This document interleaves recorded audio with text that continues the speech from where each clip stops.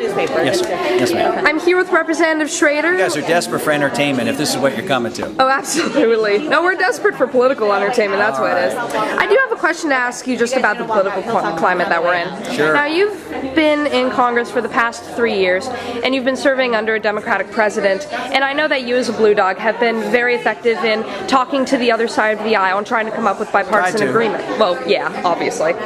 Now, if a Republican president gets elected this year, hypothetically, sure, how would you plan to work with him, especially regarding budgetary and tax reform? How would the dynamic be different at all, and what sorts of plans do you think would be viable? Well, hopefully it'd be somewhat similar. I mean, at this point, there's some very unpopular choices out there.